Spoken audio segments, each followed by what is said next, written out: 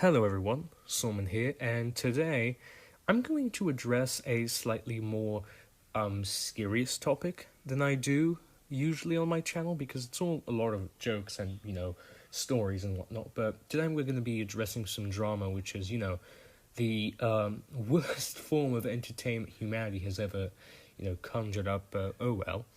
And the controversy I found myself involved in is that a few people have come out of the woodwork and said that my art is basically traced off of images on Google. Now, in this video, I will show you and explain to you why that is false, and essentially explain my drawing process. Now, something you need to know about me is that I admire immensely 19th and early 20th century art that uses a lot of ink and cross-hatching, and one of my biggest inspirations for the way I draw today has to be Kim Jong-gi, a Korean artist that I basically revere, and I'm not comparing myself to him in any sense.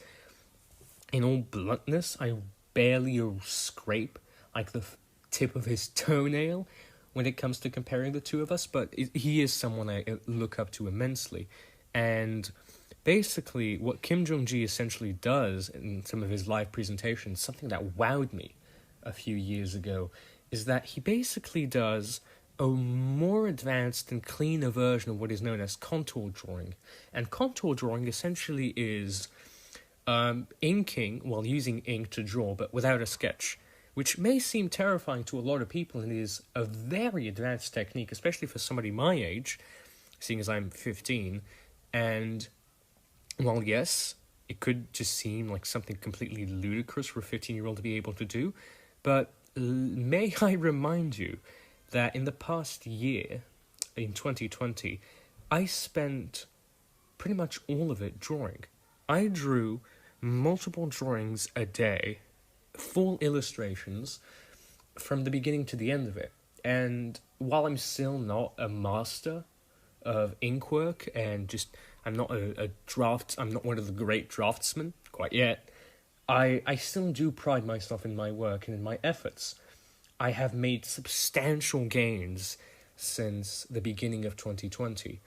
And for people to say that all my efforts are just, smokes and mirrors, and just that I am a scam, a sham, and a con man, is deeply hurtful. Because I have proof. Like I'm showing you in these clips, I have proof that my art not only... Well, the thing that would be suspicious is that if, I had one art style one day, and then all of a sudden, whoa, would you look at that? All of a sudden I can draw extremely realistic portraits and deeply detailed machines. But the thing is, if you've been following me for a while, you will have seen my evolution. I'm not unaware of my own progress, which unfortunately a lot of artists are.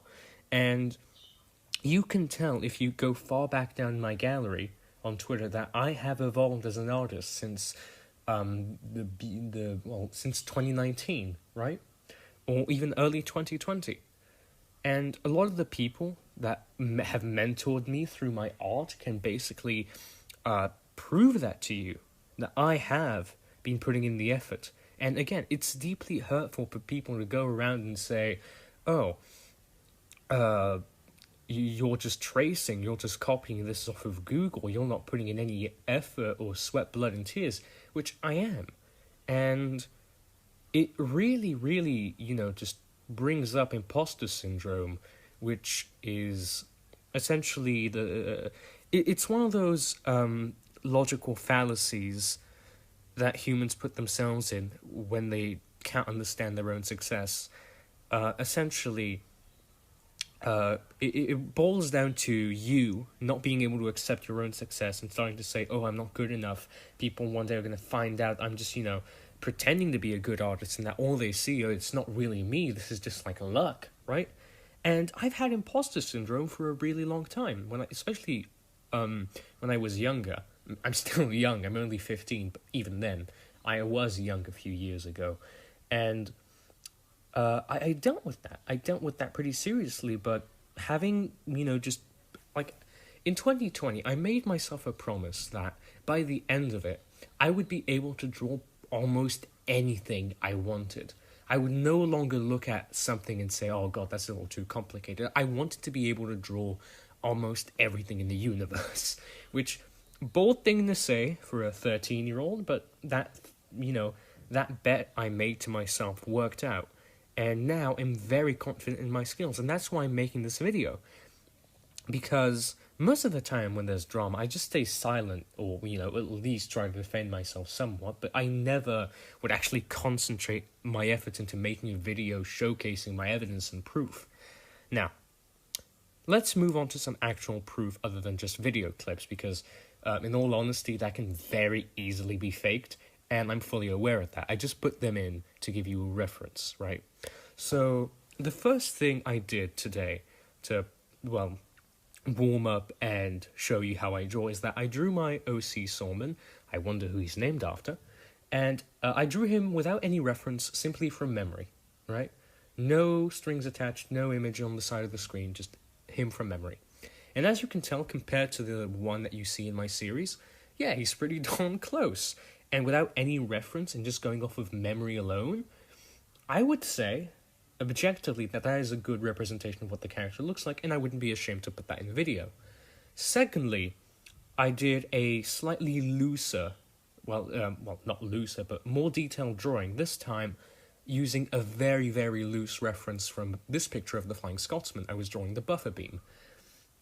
Now, the reason I chose the buffer beam is that because I wanted to concentrate on an area I could easily overlap on the drawing, and we could see how much, it looks like it. And again, like I said, this is loosely referenced. Basically, I just looked at the stuff that's on the buffer beam, not really concentrating on the shape or the way everything's put together. And as you can see, it's close, but no cigar. This clearly looks inspired by it, but as you can see, I've made the distance between the first and last buffer, the foremost and furthest buffer, more extreme. I've made the perspective more extreme, and finally, as the proof goes, I did this head-on drawing of the Flying Scotsman because a head-on perspective is very easy to do, and it can really show how heavily I can take inspiration from a drawing. And this time, I put the reference over it, right? Over this drawing. I put the reference over it and over the separate piece of art I drew. And wouldn't you know it, the more I, visually analyze an image, the more likely it is to come out precisely like the image.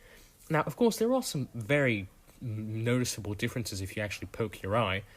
You can see how the cab in the drawing takes up a lot less space, how the boiler is more voluminous in a way. And these are all minute differences that really, really show, essentially, that I'm not tracing anything. And it might very much seem like it. I'm tracing, and I'm just, hiding behind a wall of arrogance and just self-preservation. But then, I would like you now, apart from seeing the physical proof of me not tracing, I would like you now to come with me and essentially listen to what I have to say about actual tracing. Now, something a lot of people don't realize is that people who trace aren't using their brains. I know they're not using their brains in a lot of ways, but something else you don't notice is that the way they add in detail into a drawing. Now, of course, all things in the universe are made of simple shapes that are, diversified. But, when you boil it down, everything's a cube, a sphere, and a triangle. There are mixes of each and every single one of them, but deep down, that's what the universe really amounts to. A bunch of cubes, circles, and triangles. Well, if you want to be more accurate, you could say cubes, pyramids, and spheres, but this is not geometry class. Now, the way someone who traces, basically, I don't want to say draw, but traces, is that instead of slowly defining the object that they're drawing, they'll just go from, I'll just start with the buffer beam, and then I'll go straight into drawing the vents, and then I'll do this and that and this and that. There is no clear line through which the drawing exists, because a drawing very much is like a plant. It grows from a foundation. For me, it starts usually with either the smoke box, whatever the smoke box equivalent is on an engine I'm drawing, or a ship, or a car, or a person, and then it basically branches out to the rest of it. As you can see, this process clearly indicates that I'm not tracing. Otherwise, I wouldn't actually be putting any thought into it. And that's the other part, is that someone who traces doesn't really pay attention to the way the shapes merge and communicate with one another, and how they basically just come together as a cohesive assembly of lines. Someone who traces doesn't pay attention to that, but I do, because, again, I don't trace. And finally, as this video is getting absurdly long, 10 minutes just to prove I'm not tracing, but, you know, something else I need to address about my art is that it's much more than just a way for me to make money. It's much more than just a way for me to get attention. In fact, it's something I use to express my feelings towards others. It's something I use to communicate with friends and loved ones. And for people to go around and basically just say that all my feelings, the feelings I put onto paper towards others, that all of that is just fake, that all of that is just a mirage, an illusion, it's deeply hurtful to me and possibly even the people I've made drawings for. And that's the reason why I've made this video in the end. Because, honestly, if I didn't have any friends in this community, any people I actually cared about, I would honestly have just packed my bags, left Twitter, and just went ahead to scam some other community. Who cares, right? It's all about the money. It's all about the money. But it isn't. It's more than just the money. It's about the friends I make here. It's about the people who I make art for, not because they're my clients, but because they're my friends. It's the stuff I make them when they're sad. It's the stuff I make them to celebrate a really cool event or something really great they did. And it's also the stuff I do to illustrate an inside joke that everybody else is too scared to draw. And deep down, that's what it really amounts to. I make art because I love to entertain, and I love to bring my ideas, my own ideas, into reality. And if people can't accept that, I just can do this, then don't worry. I'll be uploading a separate video to this one, essentially showing the way I draw live. Well, not really live, but rather a continuous video showing the way I draw on a really detailed drawing. Other than that, thank you very much for listening, and I hope this satisfies your queries and answers, because, as always with drama, it's not always people coming after your throat, because, well, yes, there are some very deranged homo sapiens on Twitter, but a lot of the people are just really curious and want to know, well, is this Solmon guy really just tracing his art? Well, he isn't, and I hope that now you believe me, and hopefully you'll believe me even more once I upload that second video. Anyway, thank you very much for listening. This shouldn't even be in a video in the first place, but oh well. It's better to be able to defend myself and actually show the truth to people than just, sit in silence and hope the wave of tyranny rides itself out. But until then, and until very soon again, my name is, and my name will continue to be Solmon. Thank you very much for watching.